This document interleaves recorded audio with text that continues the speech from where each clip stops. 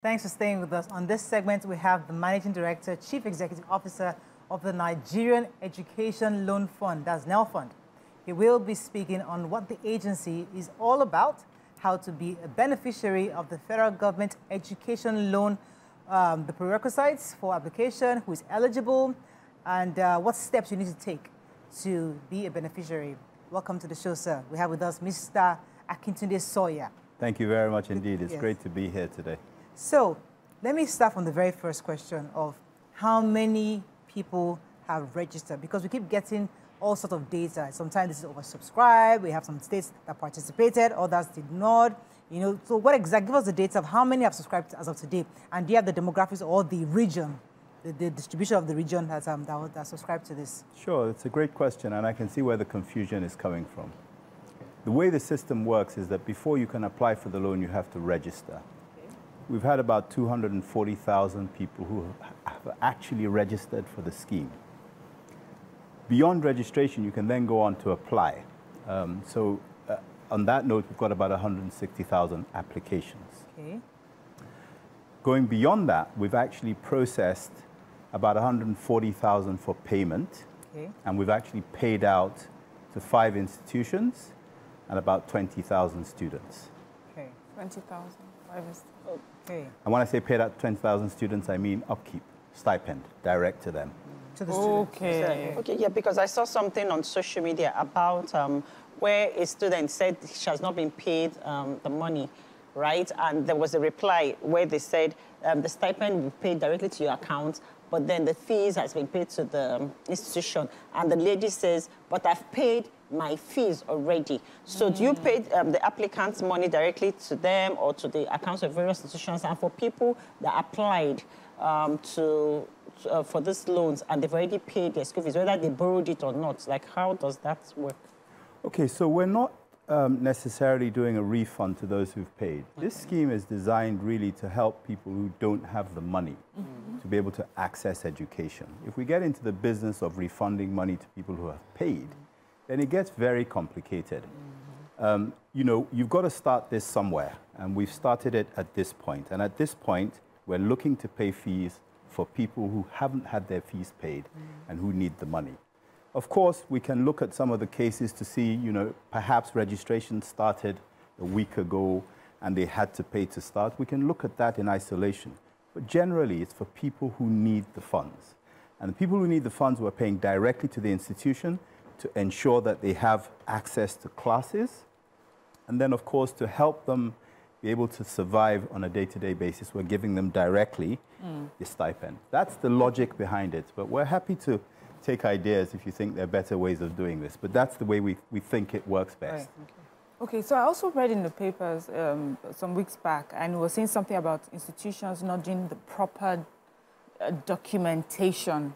And so some students who were waiting did not get it because the institutions had not done their part. Please, could you explain to us what the institutions need to provide and what the students need to also do? Okay, that's a great question. And let me just give you a very quick walkthrough as to how this works.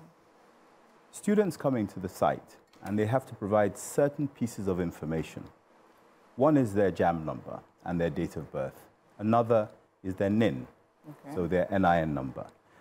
They also need to provide their matriculation number or their admission number, and of course their BVN. The way the system works is that the students come in and then we do a verification. To verify that the information that they've provided us is accurate, we receive and upload information from the institutions. So if you like, there's a handshake between what they're telling us and what the institution has provided us with. Okay. We've given the institutions a template to say, these are the pieces of information we require. If there's any error in that information, let's say that matric number is wrong because it's alphanumeric, you've got letters, you've got numbers. If they miss out on a field, let's say they forget to put in or they miss out the NIN, that handshake doesn't happen, okay? And if that handshake doesn't happen, because this is a totally faceless system, if it doesn't happen, the application can't go through. But let me correct a misconception. It's not because the institutions are being deliberately obtuse. It's that they're dealing with a lot of data. We're providing them with a template. They have to upload their information, which may be sitting on a different template. And people make mistakes. They're human errors. Unfortunately, in this case, if there's a mistake, it doesn't go through. The way I'd probably want to explain it is that you go to the ATM, you have your card, you have a 4-digit PIN, you enter some other pieces of information, it checks your account. If there's money there, it gives you the money. If your PIN is wrong, if there's money there, it doesn't give you the money. So essentially, if you treat the student data as a bank account and the verification as your card and your PIN, if that handshake doesn't happen, it doesn't work. Okay. Of course, we can correct it, but that's the situation. So I took the story yesterday about the 20,371 students who have already received from 6 tertiary institutions, and I was a bit like, is this a batch? Because there are just 6 tertiary institutions. Are there going to be another batch of tertiary institutions that will be getting paid? And also, how do we avoid a case where people can actually afford to pay their school fees, like what happened on social media, where the person was expecting that the money will be paid to them as cash, and because they are able to, they understand the process, they take advantage of the process to the detriment of some who are in school but do not have the ability to take advantage of the process. How do we ensure the money is going to those who actually cannot in any other way afford the school fees? Okay, so let me start with the first question, which is around the batching. There are a number of things going on within the tertiary space in Nigeria. One is that we don't have an alignment or any form of alignment between the start date of institutions. So we're focused on those who are starting now. You know, we're giving out these loans, but you don't receive the value until you start at the institution. If you apply for the loan today, and in 3 months' time the institution starts, that's when the value is received. We're prioritizing the institutions that are open now. Okay. The other thing that we're doing, of course, is that we're also receiving a tremendous number of applications. And so we're having to process those applications. We're having to verify various pieces of information because it's money and it's taxpayers' money. So we go through a fairly rigorous process of trying to ensure that we're not being frivolous or being lax in terms of how we're doing this. But it's batched. And to just go a little bit further, the next batch of institutions we're looking at, numbers about 55. So so we're looking at the next batch, which will be 55, but we're going to go through it fairly rigorously to ensure that, before we even pay the 55, we're paying on behalf of the right number of students and the right students. Okay, so is this a one-off application in the sense that if I apply in my first year, do I have to apply again in my second year? Or is it just a one-off application throughout the time that someone is in school? Again, an absolutely brilliant question. There are, and I'll give you a bit of background before I really give you the definitive answer to that. There are people taking courses, some courses are 3 years, some courses are 5 years, some courses are 6 years. There's also something that happens in the journey of a human being. You start something, it doesn't necessarily mean you complete it. Yeah. So people drop out because they're no longer interested. They leave the country, perhaps. Some people, sadly, have injuries. They have debilitating illnesses. Some people die. It's just the fact of life. So what we need to do is ensure that we minimize the risk that we are taking. And what we do is we allow students to apply for 1 year. The following year, because they've set up an account with us, the following year they don't have to start all over again. It's just a reapplication. And that's verified by the fact that the institution has re-registered them, which means they've passed what they need to pass, they still exist, they're attending classes, they're still a bona fide member of the institution. So we give them the loan for the second year.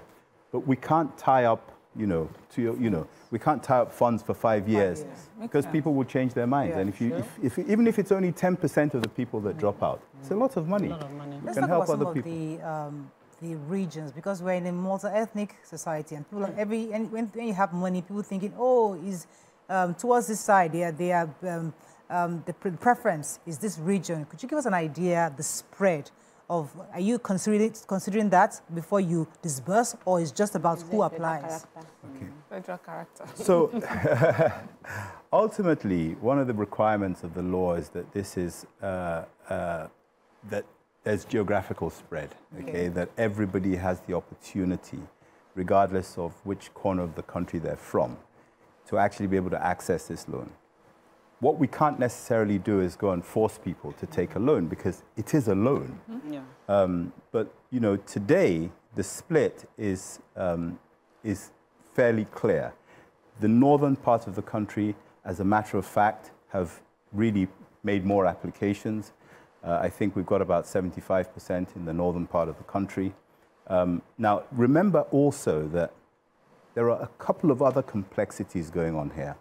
One is that there are people from different parts of the country studying in a different part of the country. So, you know, the state of origin, you know, matters, if you like. But of course, the institutions in the north, as I said, in the northeast in particular, there's been huge uptake.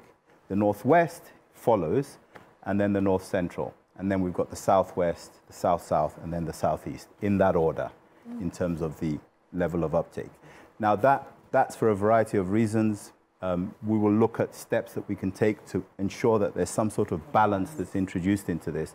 But it's early days. This has been going for about 60 days. 60 days? It's about 60, 65 days we've been going. So it's too early to start making judgments. All right. Okay, I think this one is the most important question. Hey. The repayment of this loan. Yes. Ooh. What is the plan? And as you know, we have a history of Nigerians collecting loans and not paying back. How? You know, I always get upset when I hear that Nigerians do things and others don't. You know, everywhere in the world, people do this. You know, Nigerians, we're not that bad. You win. The truth about it is that, you know, wherever you are giving loans, you're going to expect that a certain percentage of those people will not pay back for a variety of reasons. Some good, some bad. Because this is education, our expectation is that people realize that this is an investment in their own future, and that when they pay back, it gives somebody else who perhaps was in a position where that they were in before to be able to. So that's all sentimental, okay? And I accept that not everybody is sentimental. But what the law allows us to do is to say, look, if you want to pay this loan back immediately after you graduate, you can. You can voluntarily come and pay the loan back. However, we are also able to say, look, 2 years after NYSC, you can start looking at repayment. What does that mean? It means that 2 years after, NELFUND is going to start saying, what are you doing? 2 years after NYSC, what are you doing? How far with, how much, you know, how far with your prospects for getting an income? If people don't have a job, they don't have a paid job, they can't pay. Whether it's 2 years after NYSC or 5 years after NYSC, we are trying to help people. What we're not trying to do is say, look, it's 2 years, oh yeah, come and pay back. Okay. So 2 years after, if they have a job. Just to say as well that there's no tenor on this. So this loan doesn't say you have to pay it back in so many years. Because people have different earning capacity, different earning opportunity. So what we are doing is we're taking 10% of the income from the employer direct into NELFUND. So the individual themselves, unless they're self-employed, actually aren't involved in that process of repayment. It just gets deducted by the employer. The obligation is on the employer to check to see whether the individual has a loan or not. And once they've checked, and they do, the law requires the employer to make the remittance to the loan fund. But if they're self-employed, would that be the bank? How would that work? So, their BVN. Yeah. So, you know, we do have a global mandate to be able to take money out of people's accounts if we find that they're saying they don't have a job. However, if they're self-employed, the way self-employment should work is that you start a company or a business, you become an employee of your own business. Therefore, there's an expectation that that business, that company will make the remittance. If you're self-employed and we obviously discover that you are working and you're earning, even if you're working for your own company and you're not making payments back, we can either come and take the funds from your account because we have BVN, we have your BVN and we have a mandate when you sign the loan, or we can actually press charges. Okay. So I wanted to ask about, you know, you touched on it a bit because someone on YouTube was saying, I hope we will not have ghosts. There's no, every Nigerian, we've discovered ghost workers, ghost students collecting the stipends as well. And there's that worry of how can we verify that it won't be padded, names will not infiltrate into it that are not students, or people that do not exist in institutions will not be getting the funds. That's an important question they raised on YouTube. A question I have is, the funding, does it apply to only public institution? Does it mean that if I want to apply, if I'm attending a private university and I would like the government to fund and I'll be able to pay back, can I still apply for NELFUND to help me with the school fees? Okay. Again, two great questions. The issue of ghost students, absolutely, big risk, massive risk. You know, there are 1.2 million people in this country today who are potentially eligible for this loan. Because we're running a system where we're not interfacing with these people, because we want to eliminate the opportunity for graft and for corruption and for bribes. Yes, and for nepotism, absolutely. Because it's a faceless system, we're obviously prone to some other elements of fraud. So if somebody gets into the back end and changes an account number or changes a name, it can be problematic. What we are doing is we're taking every possible step. We're doing lots of verification. So just as a very quick example, when the students apply, they have an account created. The way that account is created is they give us their email address, we send them a link, they respond to that link, and it allows them to open an account. So that's one possible form of verification. If you remember, I said at the beginning, they have a NIN, they have a BVN, they have a JAM number, date of birth, matric number, or admission number.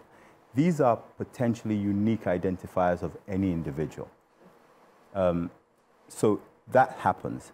And then, again, we talked earlier about the institutions uploading data. They have this data as well. You know who's in your school. You should have all the information that I just talked about now. Because you know who's there, and we're trying to do this link up, between this handshake between what we call the student loan system and the student verification system. Technically, we should be able to have unique identifiers. However, you're always open to the risk of somebody hacking into your system, changing things and lifting funds somehow. We've tried to mitigate for that by saying, look, the fees for the institution are going to go direct to the institution. If there's any fraud that comes out of that, it's in the institution, and we're going to hold the people there accountable. That's what we're going to do. Within ourselves, who are sending out the money, if there are people within the system, perhaps consultants, anybody who's in our system who errs, who does anything that we discover later to be a problem, we will go after people like that. But we're trying to ensure it works seamlessly. We're working with the EFCC, we're working with the ICPC, NFIU. So we're working with the security agencies to ensure that anybody that we catch defrauding the ordinary Nigerian will be punished. So I have this question. Sorry, there's a second question you asked. Yes, about private university. So that's a good question. So the law, so you know, my job is to implement the law. And the law doesn't allow us to give loans to people in private institutions. I think it's for good reason. If we as an organization can pay the fees for 10 people to attend a state-owned institution, as opposed to paying for one person in a private institution, which tend to be more expensive. Not in all cases, they tend to be more expensive. We're going to go for the 10. There are a lot of us here, and everybody needs to get an opportunity. I have some questions here from people on social media. Can I just ask? Yeah, go ahead. One, for me, there are a lot of people who, once they're done with school, travel abroad and travel forever sometimes. How do you get the loans back from these people? Okay, so again, you know, let's be clear about this. This is a loan. You enter into it voluntarily. It's not a slave contract. You know, people take this loan with the intention of remaining in Nigeria and working in Nigeria. Halfway through the process, or after they graduate, they get an opportunity somewhere else. We can't stop them from going. By the way, even if we provide lists at the airport to say these people have loans, don't let them travel. What about those who are going on vacation? Okay, but what I can tell you is that NIN is one of the things that is provided. And NIN links into many different things. You know, credit bureau. It will link into the renewal of certain types of documents that you need to exist. I was even asking for those who have gone there to work, and if you need the employer's information, you know, to send money back, just like in the net. So that's what I mean. So at the moment, that would probably be on a voluntary basis. Over time, we kind of know the countries that Nigerians tend to go to. Over time, we will probably engage some of the institutions that employ Nigerians abroad to say, carry out this check. Check with us whether this person has a loan so that you can deduct and send back to us. That's in the future, as I say, 60 days down the line. We've thought it through. We're going to engage with, you know, Australia, New Zealand, the UK, the US, Canada, you know, where there's a massive, you know, outflow of medical. Let me take this two questions because of timing.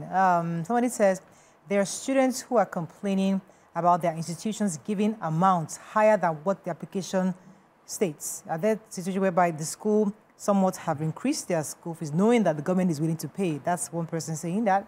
Second question the person asked said that there should be consideration for payments in parts. That is, if I have paid parts of my fees, can NELFUND pay the remaining parts, like halfway?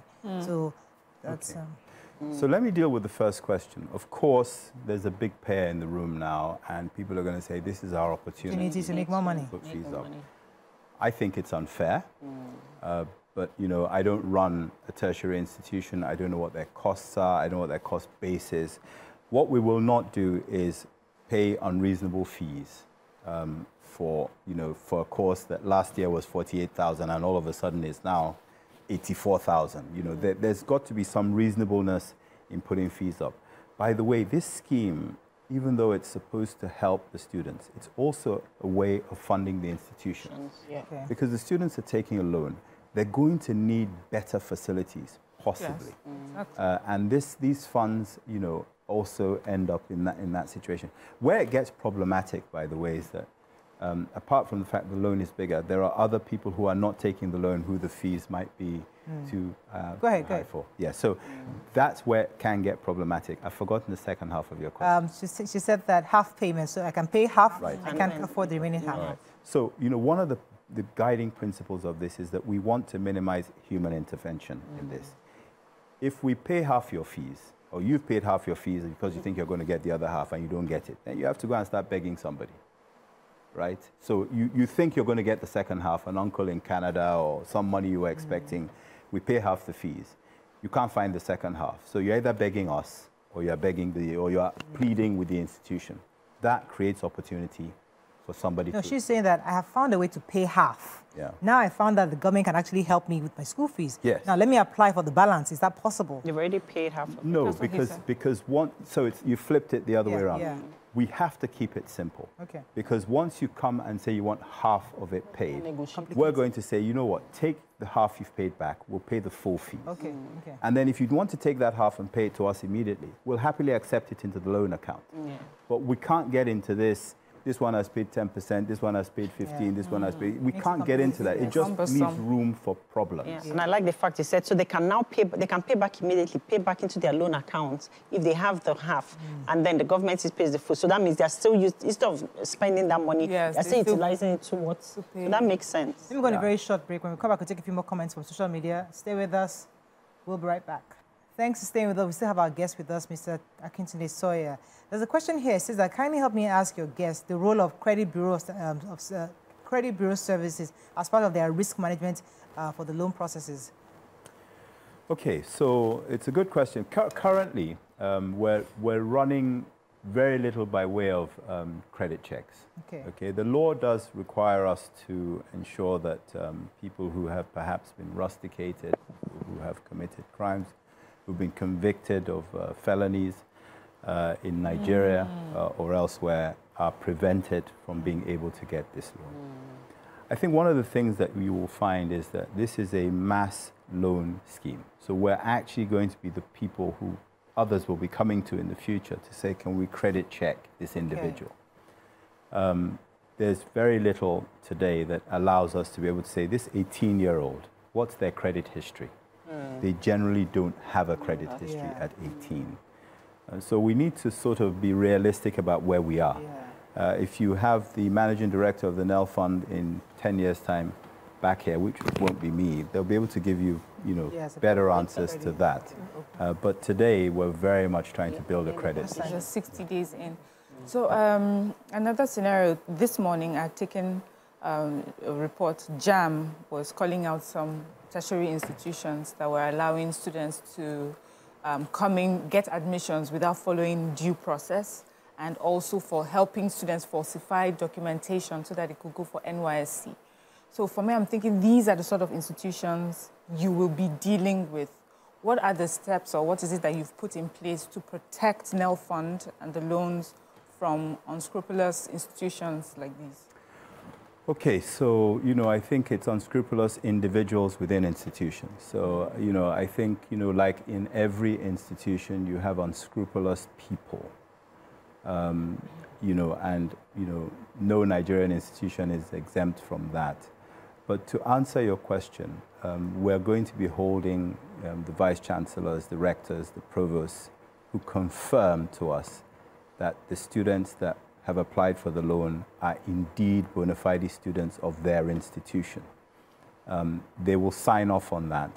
And on the basis of that, beyond all the other checks I spoke about earlier, on that basis, we will make payments to institutions. So from the NELFUND, a governmental institution, to another governmental institution, will be fully audited, and we will look to see if there are any loopholes or gaps or places where funds have been received and have been misappropriated, and we will prosecute institutions, individuals who actively or passively even participate in that sort of activity. Are there plans in... Okay, so like from what we said earlier, so we know that most students also work part-time and stuff. Are you trying to say that if students want to start repaying back their loans immediately, even before they graduate, that they can do that? Yeah, so, it's important that we keep our fund vibrant, buoyant, and that we receive repayments. So in as much as there's a long moratorium before people have to start paying back, we are also saying that if you graduate on a Friday and you want to pay back on a Monday because you got a job or a windfall, please go ahead. We'll be more than happy to receive those funds. Also, if you're working while you're studying and you're making money, the idea is not to lump you with a loan. The idea is to help you get through that process. And if you're earning money from a part-time job or some other way in which funds are coming in for you, and you want to pay back, you can pay back. There's a loan account. You have a dashboard, and you can see where your loan is, what the status is. You can pay back at any time and any amount. Okay. As sort of as an incentive to encourage more people to participate, is it possible that in the future you have some kind of relationship with sister agencies such that when you graduate, you can help with job placements? So once you're a NELFUND subscriber, there's a possibility that the government can help you with some kind of placement somewhere where you can earn almost immediately after graduation. Sure. So, not just government. So one of the things that an organization like ours has to do is look for ways for helping our loanees pay us back. Okay. So there's absolutely no way that we can avoid getting into partnerships with other organizations who either have aligned objectives or complementary objectives. So even in the private sector, the private sector is looking for Nigerians who are competent to come and work for them. Sometimes they're not able to get these Nigerians, so they bring people in from abroad or they outsource the work to some other place. What we're trying to do here is upskill Nigerians so that these organizations can see that these people are there. Eventually, you're going to find job placements on our site. We're going to be getting involved with those who want to run career fairs at institutions. We're going to be working very closely with those types of people so that before they leave, we're also involved in helping them access opportunities for work. So, Maria did a hand like one question, but I've struggled with asking one question since.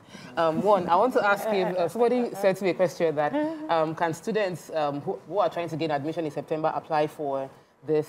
That's seemingly before they get into the institution. Just September 2024? Yes. Can of they, course. Okay, so you can apply before getting into... Yeah. Before you get the admission? Or as you're getting the admission, before you get into you have to have admission. Because you need the you need admission. number. So you need to have been admitted into an institution. So quickly, I wanted to ask about the funding. Where is the money you people are using to be giving them indefinite loan from? Hey. Taxpayers. Taxpayers money. He said So the law says that the Federal Inland Revenue Service should give us 1% of their collections every year. It also says, the law also says that we can source for funds other places. So we're actively trying to do that. However, that's one of the key things about that is that we must be seen to be transparent. Nobody's going to give us money if they think that we're running. Are you going to also be investing money? Or Sorry? Is the law allowing you to invest money? Yes, it allows us to invest in government instruments, yes. Just a follow-up to Toko's question. What's the turnaround time from application to disbursement? So people have an idea of how long it will take. Okay, so the law says that in 30 days, 30 we must give 1 of 3 responses. You got it? You didn't get it? Or give us answers to some questions that we have. The value for the loan really begins when you start school. If you apply 90 days before, you will get the value 90 days later if you're successful. But we will give you a decision within 30 days. Gotcha. Thank you so much, Mr. Kintini, for Pleasure. joining us this morning. Appreciate it. And wish you the best. There's 65 days in. We'll bring you back in December again and see how far it's going. I've really enjoyed this. I hope December seems too far. Okay, don't worry. We'll bring you back. We'll bring you back every month. Okay. All right.